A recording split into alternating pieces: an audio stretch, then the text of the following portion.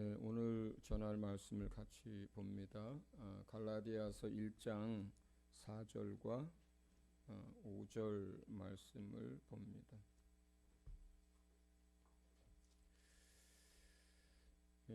짧으니까 우리 같이 읽겠습니다. 갈라디아서 1장 4절 5절입니다. 시작. 그리스도께서 하나님 곧 우리 아버지의 뜻을 따라 이 악한 세대에서 우리를 건지시려고 우리 죄를 대속하기 위하여 자기 몸을 주셨으니 영광이 그에게 세세토록 있을지어다. 아멘. 오늘 설교의 제목은 나를 구원하신 하나님께 감사라는 제목을 가지고 여러분에게 말씀을 전합니다.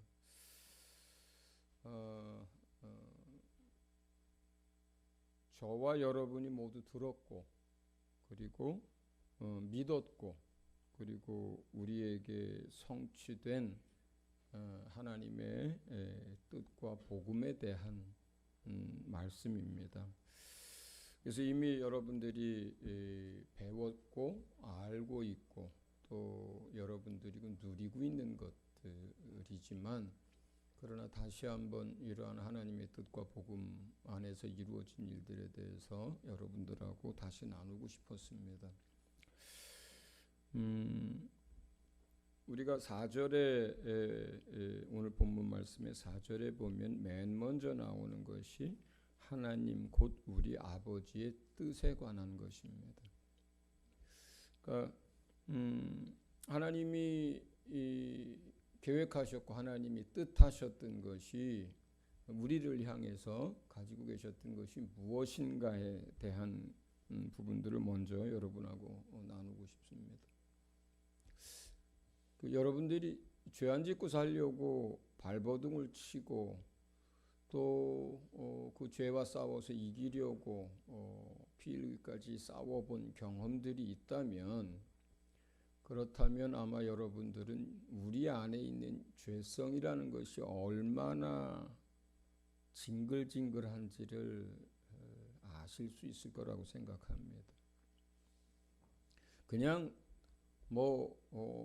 돼지우리에 눕든 개가 토한 걸 다시 먹든 그냥 그렇게 세상 사람과 더불어서 그렇게 살아간다면 죄라는 것이 얼마나 끔찍하고 징글징글하고 더러운 건지를 우리가 알 길이 없지만 그러나 우리가 그리스도를 만나고 그 은혜를 입어서 하나님의 자녀가 된 후로부터는 우리는 말씀 따라 살기를 원하고 자녀의 합당한 삶을 살고 싶어 하고 믿음의 삶을 살고 싶어 합니다.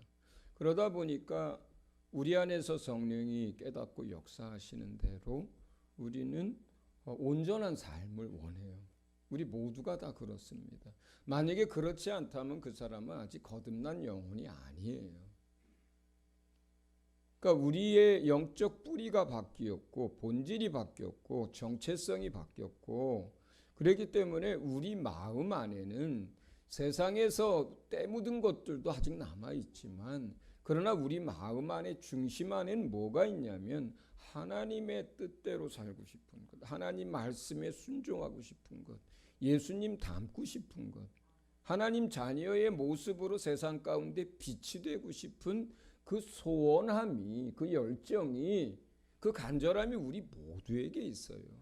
그것은 우리가 우리 스스로 만들어낸 것이 아니라 거듭난 영 가운데 하나님의 말씀과 예수가 함께 하심으로 우리 안에 주어진 새로운 마음이에요. 새로운 생각들이에요. 그런데 우리의 마음과 생각은 그것을 원하지만 우리가 그렇게 살려고 하다 보면 이게 얼마나 어려운 일이라는 걸 또 알아요. 잠깐만 방심해도 원수가 틈타는데 원수는 괜히 틈타는 게 아니고 우리 안에 있는 죄성을 가지고 틈타는 거거든요. 아주 많은 경우에 우리가 문을 열어놓는 거예요. 원수가 들어오도록. 근데 그 문을 열어놓는 게 뭐냐? 우리 안에 있는 죄성 때문이에요. 교만함 때문입니다. 자기 자랑 때문입니다. 무례함 때문이고, 진실하지 않은 것 때문이고, 욕심 때문이고, 그죠? 세상을 사랑하는 것 때문이고, 돈을 사랑하는 것 때문이고, 남들보다 위에 서려고 하는 것들 때문이고, 이런 탐심과 거짓됨과 이런 옛사람의 모습들이 우리 안에 있어서 이것은 마치 잡초처럼 그 위에를 예초기로 낫으로 베도 때만 되면 다시 기어 올라오고 때만 되면 다시 싹이 나고 우리 삶 가운데 계속 영향을 미칩니다. 그러면 순간순간 어쩌다가 우리가 조금만 틈만 보여도 그 틈을 비집고 원수는 또 그대로 역사를 합니다.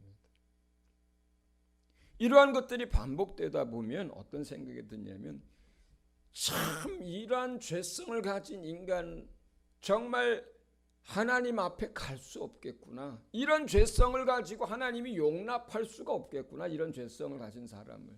이런 죄성이라면 정말 하나님 보시기에 악하다 할 만하고 진노의 대상이라 할 만하고 영원히 버려서 저주받고 멸망되어질 수밖에 없는 그런 죄성이로구나.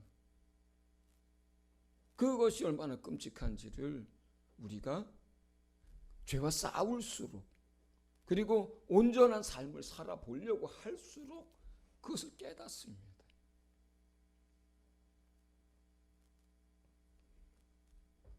이러한 죄성이 무엇인지를 누가 제일 잘 아세요?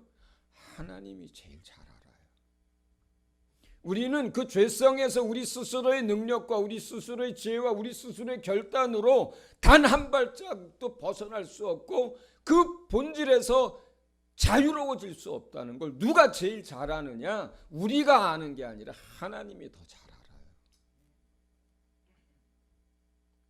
오히려 인간들은 그걸 잘 모릅니다.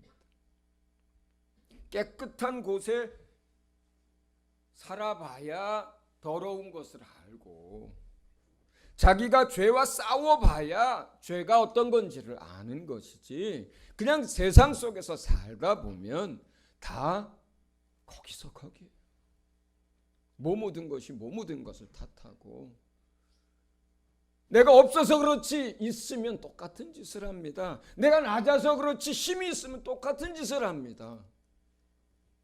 그건 보수고 진보고 배운 사람이고 안 배운 사람이고 가진 사람이고 많이 뭐 없는 사람이고 상관없는 일이에요. 인간의 죄성의 문제예요. 그것은. 그런데 이것은 누가 제일 잘 아느냐? 하나님이 제일 잘 알아요. 이 부분을.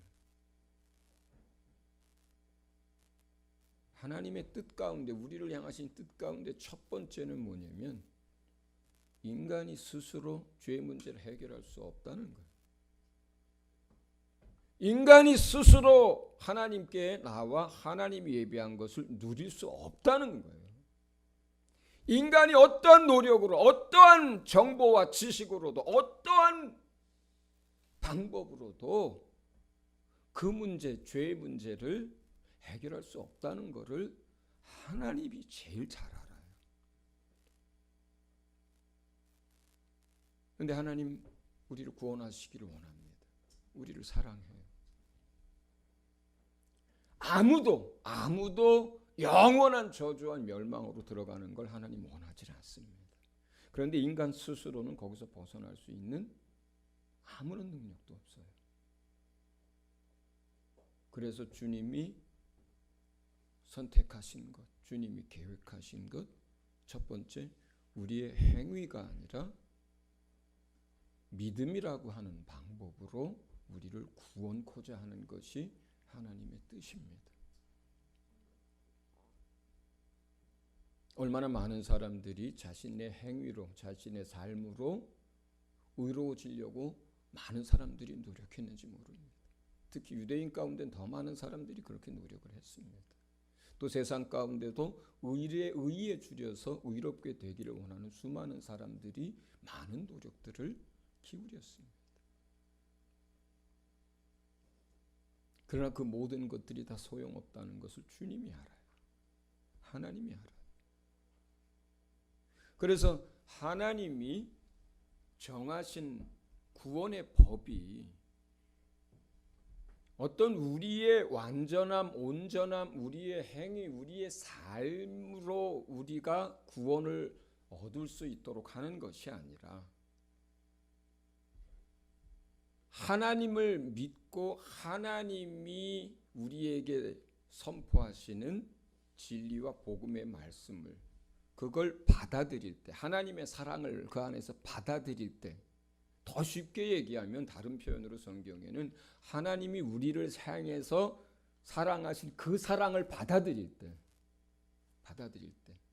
그 사랑이 물론 예수 안에 있고 그 사랑이 하나님의 희생 안에 있는 것인데, 어쨌든 아주 단순하게 표현하자면 하나님이 우리를 당신의 아들을 내어주기까지 그렇게 절절히 사랑하는데 그 사랑을 받아들이는 사람들, 믿어야 받아들이거든요.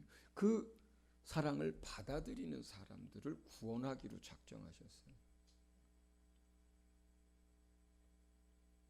그런데 어떤 사람들이 하나님이 우리를 그렇게 사랑한다는 것을 깨닫고 알고 받아들이느냐 하면 하나님이 선포하시는 복음의 메시지, 말씀을 듣고 그 들은 것을 믿었을 때 비로소 하나님의 사랑을 알고 그 사랑이 받아들여지는 거예요. 예. 그래서 하나님의 사랑을 받아들인다는 것과 우리가 믿음으로 구원을 얻는다는 것이 다른 이야기가 아닙니다. 예. 그 하나님의 사랑을 우리가 어떻게 받아들이느냐, 인간이 보이지 않는 하나님의 사랑을 어떻게 깨닫고 어떻게 받아들이냐, 그분이 우리에게 전하시는 말씀을 듣고 믿었을 때 그 사랑이 우리 안에 들어오는 거예요. 그래서 하나님은 처음부터 우리가 타락하기 전부터, 타락하고 나서 주님이 우리를 향해서 세우신 첫 번째 뜻은 우리의 행위나 삶의 온전함이 아니라 믿음이라고 하는 방법을 통해서 우리를 구원하시겠다는 그 계획을 세우셨습니다. 두 번째는 하나님이시라도 공의의 하나님이시기 때문에 사랑만 가지고 됐다 그냥 없는 걸로 하자라고 그렇게 우리를 구원할 수가 없어요. 하나님은 사랑과 공의의 하나님이라고 우리가 제일 잘 표현합니다. 하나님에게는 그 영원한 끊을 수 없는 그 사랑이 있지만 그분에게는 동시에 공의라고 하는 게 있어요. 법이 있고 공정하고 의롭습니다. 거룩합니다. 공의라는 게 있어요.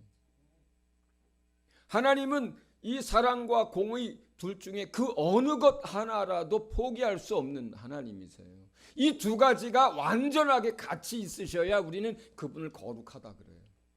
완전한 하나님이라고 불러요. 사랑만 있는데 법도 없고 공의도 없고 아무래도 상관없어. 그러면 세상에 존재할 수가 없어요. 법만 있고 공의가 있는데 정도 없고 긍휼도 없고 사랑도 없어. 그럼 무서워서 다 죽습니다. 못 삽니다. 그래서 믿음이라고 하는 방법으로 우리를 구원하시려고 하는 계획을 세우셨어도 누군가는 대가를 지불해야만 해요. 왜냐하면 하나님의 법에 죄의 싹이 사망이기 때문에 당신이 세우신 법대로 그 싹을 지불해야만 믿음이라고 하는 방법을 통해서 우리를 구원하실 수 있는 거예요. 저와 여러분이 그 싹을 지불한다면 우리는 아무런 소망이 없는 거예요. 우리는 영원한 사망이고 영원한 절망입니다. 그래서 하나님이 세우신 뜻이 자신의 아들을 내어주고 우리를 믿음의 통로로 구원하시겠다라고 하는 계획입니다. 자신의 아들을 내어준다는 것은 로마서 8장 32절에 보면 뭐라고 표현하냐면 아들과 함께 모든 것을 내어주신 이가 이렇게 표현해요. 아들을 내어줬다는 것은 하나님에게서 어떤 거냐면 하나님의 모든 걸 내어줬다라고 하는 것과 같은 뜻입니다. 아들이 누구예요? 하나님 자신이에요. 자신의 생명을 내어준다는 게 뭐예요? 자신의 모든 걸 내어준다는 거예요. 만약에 여러분이 여러분의 생명을 누군가를 위해서 내어준다면 그 말은 뭐예요? 여러분의 모든 걸 내어준다는 뜻이에요. 그렇죠? 여러분이 어떤 일을 위해서 또는 누군가를 위해서 여러분의 생명을 내어준다는 것은 여러분의 모든 걸 내어준다는 뜻이에요. 그러니까 그 아들을 내어주어서 대가를 지불하고 우리를 구원한다는 뜻은 뭐예요? 하나님 자신이 당신의 모든 걸 내어줘서 우리를 구원하겠다는 뜻이에요.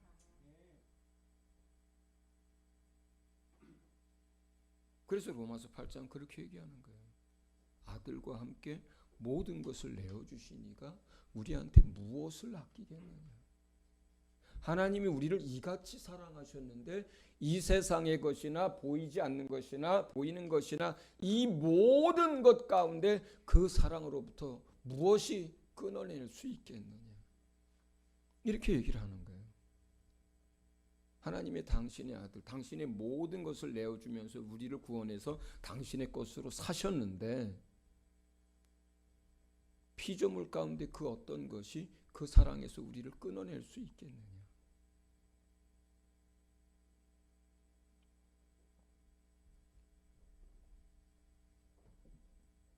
그리고 세 번째로 그렇게 자신의 모든 걸 내어주셔서 구원하신 후에 하나님은 그 한 사람 한 사람을 자신의 친자녀 삼으시는 것을 계획하셨어요. 자신의 친자녀 삼으시는 거예요. 아들이라 치자가 아니라 진짜 말씀과 성령과 예수의 생명으로 새롭게 만든 피조물로서의 하나님의 친아들입니다. 여러분, 제가 새신자 과정이나 또는 말씀을 가르칠 때 자주 하는 얘기가 하나 있습니다.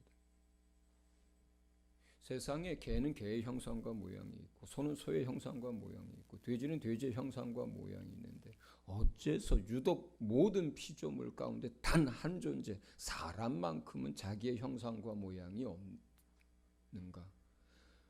어째서 하나님은 사람을 지으실 때 인간의 형상과 모양대로 개나 소나 돼지처럼 그렇게 짓질 않으시고 자기의 형상과 모양을 따라 지으셨을까? 이렇게 묻습니다. 제가. 그 이유가 뭐라고 말씀을 드렸어요? 세상의 모든 피조물은 각각 자기의 형상과 모양을 따라 설계하고 디자인해서 창조하셨는데 개는 개의 형상과 모양대로 디자인하고 창조하셨고 닭은 닭대로 그렇게 창조하셨고 개는 개대로 창조하셨습니다. 그래서 그 성질이 있고 그 본성이 있고 그 모양이 있고 그 기능들이 다 각각 독특하게 가지고 있어요. 그런데 인간만큼은 자기의 형상과 모양이 없습니다. 하나님의 형상과 모양으로 지으셨어요. 왜 그렇게 지으셨다라고 제가 말씀드렸어요. 왜 그렇습니까? 왜 그렇게 하셨어요? 자신 있게 빨리 대답하세요. 왜 그렇게 처음부터 사람을 하나님의 형상과 모양으로 지었다 그랬어요? 왜? 정말 모르는 건 아니고 쑥스러워서 대답을 혹시나 틀릴까 봐 해서 대답을 안 하시는 걸로 제가 이해를 하겠습니다. 개가 새끼를 낳으면 몰라요? 개를 낳습니다. 소가 새끼를 낳으면 몰라요? 소를 낳습니다. 돼지가 새끼를 낳으면 몰라요? 돼지를 낳습니다. 그러면 아버지 하나님은 창조주 하나님 왜 처음부터 자기의 형상과 모양으로 사람을 짓습니까? 자녀 삼으려고. 친자녀 삼으려고. 유일하게 피조물 가운데 단 한 존재만 그렇게 지으셨어요. 자기의 형상과 모양대로. 왜요? 자녀 삼으려고. 처음부터. 그게 인간을 향한 하나님의 계획이에요. 인간이 죄를 지었다는 것은 그 계획에서 벗어난 걸 말해요. 죄라고 하는 용어 자체가 관역에서 벗어난 화살이란 뜻을 가지고 있어요. 히브리 개념은. 뭐예요? 그러한 목적으로 우리를 지으셨는데 그 지음받은 사람이 목적에서 벗어난 거예요. 죄인이 된 거예요. 이걸 죄라고 불러요. 그런데 다시 그 목적에서 벗어난 그 사람들을 자기의 생명, 자기 아들의 생명, 자신의 모든 것을 지불해서 다시 살린 다음에 본래 하나님의 뜻대로 자녀 삼으신 거예요. 그러니까 여러분들이 하나님을 아버지라 부를 수 있게 된 것, 하나님의 뜻이 여러분 가운데 성취된 것을 의미해요. 아멘. 영원한 아버지의 뜻이에요. 그게 영원한 하나님의 계획입니다. 그래서 여러분 가운데 있는 한 사람 한 사람이 그렇게 소중한 거예요. 또 세상에서 아직 예수 안 믿는 사람들도 그 생명 하나하나가 그렇게 값지고 소중한 거예요. 인권이라는 게 뭡니까? 그 하나님의 계획에서 출발하는 게 인권이에요. 평등이라는 게 뭡니까? 그 하나님의 계획에서 출발해야 그게 참된 평등이에요. 하나님의 형상과 모양을 입은 사람들로서의 존중받아야 할 권리, 그들이 누려야 할 것, 이게 인권이고 평등인 거예요. 하나님 앞에서.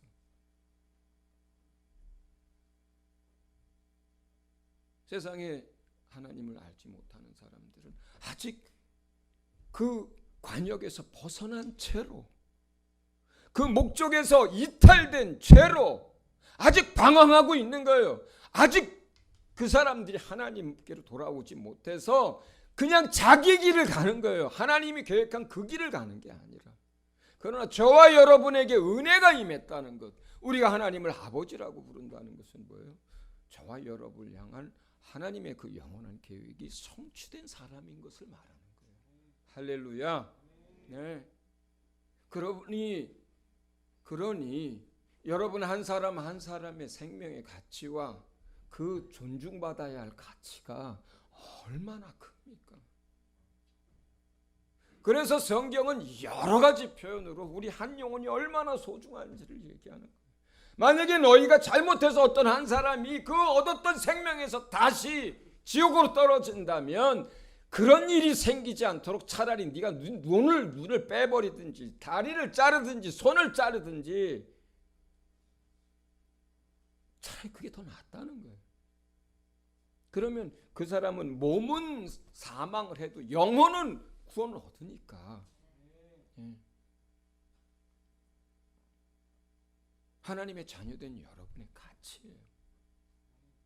이 세상 그 어느 것도 여러분과 비교될 수 없고, 이 세상 그 어떤 보석과 재물과 그 어떤 것으로도 여러분 한 사람은 하나님이 절대로 바꿀 수 없고 포기할 수 없는 게 하나님의 자녀된 여러분들입니다.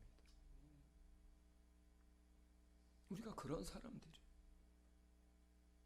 나만 그런 게 아니라 옆에 있는 한 사람 한 사람이 그런 사람들이에요. 우리가 얼마나 그들을 아껴야 하고 존중해야 하고 위해야 하고 섬겨야 하고. 그래서 지극히 작은 자 한 사람에게 한 것이 곧 내게 한 것이라고 주님이 얘기하는 거예요. 아무리 보잘것없고 어린아이 같다 해도 내게 속한 자 한 사람에게 물 한 그릇만 섬겨도 반드시 갚아주겠다는 거예요. 하나님에게 그런 존재들이에요. 우리 한 사람 한 사람이. 뿐만 아니라 그 친자녀를 삼고자 하는 그 계획이 있었을 뿐만 아니라 성경의 모든 것은 한 방향을 향하고 있습니다. 하나님의 모든 계획은 한 목적지를 향하고 있어요. 그게 뭐예요? 하나님의 나라 그리고 예수 그리스도예요. 예수 그리스도 하나님 자신이세요. 그러니까 하나님 자신이 목적을 삼고 방향을 삼고 행하는 그 모든 것의 최종 목적이 뭐예요? 하나님의 나라예요. 하나님과 하나님의 나라, 예수 그리스도와 하나님의 나라 다 같은 얘기예요. 그 하나님의 나라가 하나님의 목표고 목적이고 완성품이에요. 그분이 행하시는 모든 것의 최종 작품이에요. 거기에는 하나님의 모든 것들을 다 쏟아붓습니다. 그에게 생명이 있다면 그 생명이 강처럼 시내처럼 흐르게 하시고, 그분에게 아름다움이 있다면 나무 하나 꽃 한 송이가 너무너무나 아름답게 만드시고, 그분에게 사랑이 있다면 그 하나님의 나라 안에서 그 사랑이 넘쳐나서 모두가 누리게 하시고, 그분 안에 행복이 있다면, 그분 안에 의로움이 있다면 그 하나님의 나라에 다 그것을 쏟아 부어서 그것을 여기에도 저기에도, 그래서 그 나라의 하나님의 것들을 마음껏 누릴 수 있도록 하나님의 것들을 현실화시키고 하나님의 것들을 만질 수 있게 만들고 하나님의 것들을 누릴 수 있게 만들고 하나님의 것들을 나눌 수 있게 만든 것, 그게 하나님의 나라예요. 그런데 그 하나님의 나라를 누구에게 상속하기를 하나님이 계획하셨어요? 아들의 피값을 주고 사신 저와 여러분에게 상속시켜 주는 것이 하나님의 뜻입니다.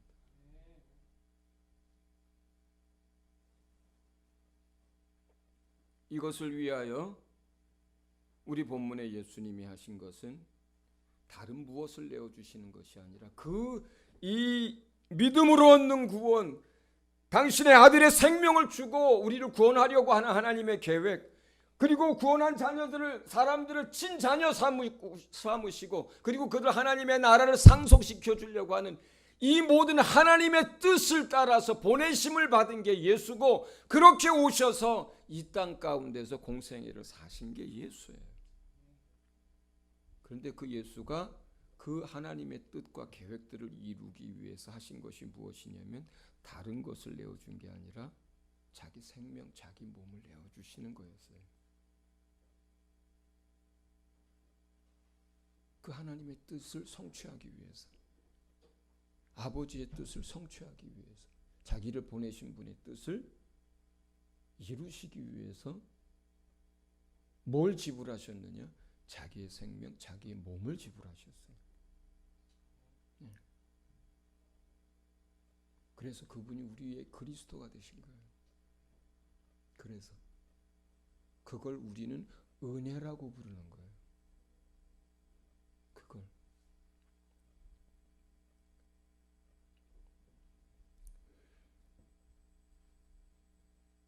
우리는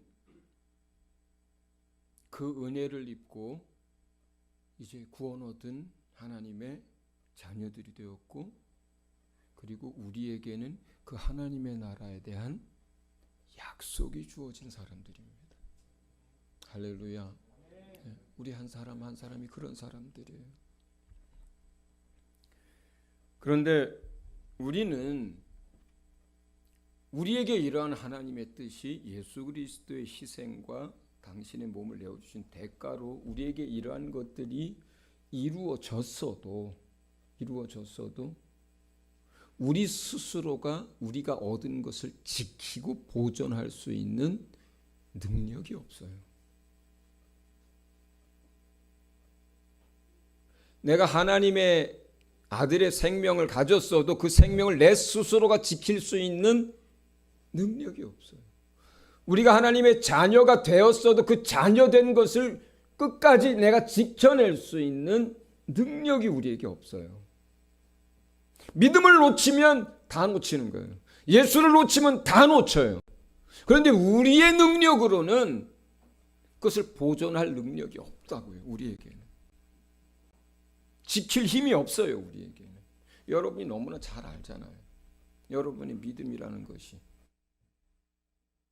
우리의 삶이라는 것이, 우리의 의지라는 것이, 우리의 지식이라는 것이 얼마나 바닥이 얕은지를 우리가 알잖아요. 원수가 얼마나 간교한지를 우리가 당해봐서 알잖아요. 우리 안에 있는 옛사람의 죄성이 얼마나 끔찍한지를, 얼마나 징글징글한지 우리가 알잖아요. 우리의 판단, 우리의 지식 얼마나 빈약한지 우리가 압니다. 얼마나 많은 오류를 범하고 사는지 압니다. 그런 우리로서는 우리가 얻은 약속도 지킬 힘이 없고 우리가 얻은 권리도 지킬 힘이 없고 우리가 얻은 영원한 생명도 보존할 능력이 우리에게 없어요.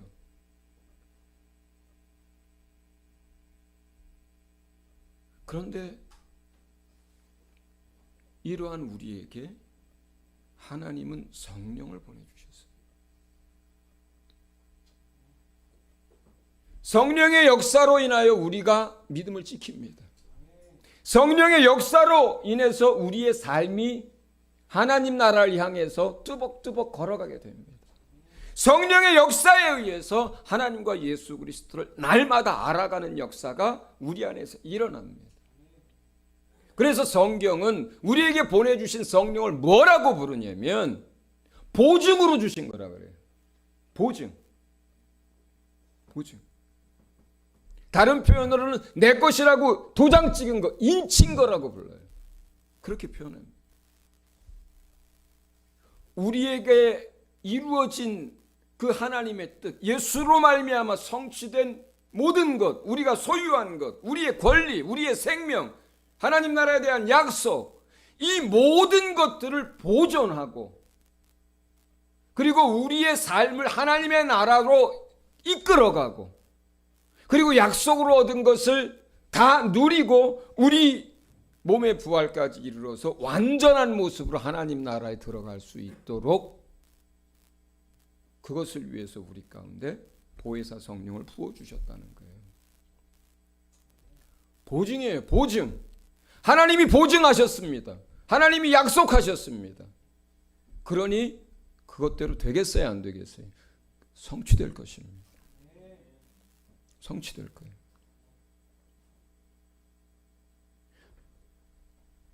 하나님이 그 아들의 피로써 우리에게 약속하셨어요. 그리고 예수님은 당신의 말로써 우리에게 약속하셨어요. 그리고 우리에게 보증으로 성령을 또 주셨어요. 그래서 예수께서 우리 안에 행하신 일들을 성부 하나님과 성자 예수님과 성령 하나님께서, 성령님께서, 그 성삼위 하나님께서 완성시켜 가고 계십니다. 할렐루야. 우리에게 그 은혜가 있어요. 우리는 우리의 믿음을 지킬 힘이 없지만 성령이 우리 안에서 그 믿음을 견고케 하시고 붙들어 주시고 흘러가지 않게 잡아줍니다. 우리가 내 한 걸음 한 걸음 내 삶조차도 어떻게 살아가고 어디로 가야 될지 모르지만 진리의 성령이 우리를 날마다 진리 가운데로 생명 가운데로 끌어가십니다.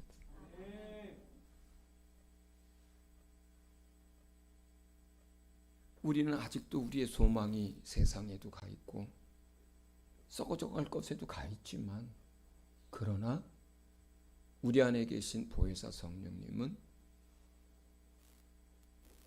우리에게 약속으로 주신 그 하나님의 나라, 우리의 참 소망, 그것이 우리에게 약속대로 다 이루어지고 누려지고 완성되도록 우리를 저 하나님 나라로, 저 천성을 향해서 날마다 끌어갑니다. 네. 우리가 보혜사 성령이 있어서 오늘 이 자리에 있을 수 있어요. 보혜사 성령의 도우심으로 하나님을 찬양했습니다. 보혜사 성령의 도우심으로 나와서 기도했습니다. 보혜사 성령의 도우심으로 설교자가 말씀을 전합니다. 보혜사 성령의 도우심으로 여러분들 마음 가운데 주의 은혜가 보존되는 줄로 믿습니다. 그러므로 우리가 어찌 주님을 찬양하지 않을 수 있습니까? 어찌 주님께 감사하지 않을 수 있습니까? 우리의 행위가 아니라 우리가 한 무엇이 아니라 그분의 사랑을 믿음으로 받아들이는 것으로 구원하시고 당신의 아들과 함께 하나님의 모든 것으로 우리를 구원하실 계획을 세우시고 그렇게 해서 구원 얻는 자를 다시 하나님의 계획대로 친자녀 삼으시고 당신의 모든 것을 쏟아 부어놓은 그 하나님의 나라를 상속시켜 주려고 계획하신 아버지가 계시고 그리고 그 계획을 이 땅 가운데서 성취하기 위해서 당신의 생명과 몸을 내어주신 예수 그리스도가 계시고, 그리고 우리 안에 이루어진 것을 완성시키도록 오늘도 지금 이 순간에도 우리 가운데서 역사하시는 성령의 능력이 있고, 성령의 역사가 있고, 성령의 도우심이 우리에게 있으므로 우리가 오늘 어떠한 가운데 있을지라도 여러분 감사할 수 있기를 바랍니다. 주님을 찬양하시기 바랍니다. 주님을 신뢰함으로 주님의 뜻이 우리에게 완성될 것을 여러분 믿으시기를 바랍니다. 다시 한번 우리가 하나님의 뜻 가운데 있는 그 은혜, 그 사랑과 또 오늘 이 순간에도 우리 가운데 역사하시는 성령님의 역사에 대해서 오늘 함께 나눴습니다. 이번 한 주간도 여러분 다시 한번 기억하시면서 하나님의 뜻에 대하여, 예수께서 베풀어 주신 은혜에 대하여, 그리고 성령이 우리 안에서 일하시는 것들에 대해서 묵상하고 깨닫고 누리고 그 가운데서 기뻐하고 찬양하고 감사가 넘치는 한 주간 되시기를 예수 이름으로 축원합니다. 이 시간 우리 말씀을 기억하면서 여러분 하나님 앞에 감사하고 찬양하고 영광 돌리도록 하겠습니다. 기도합니다.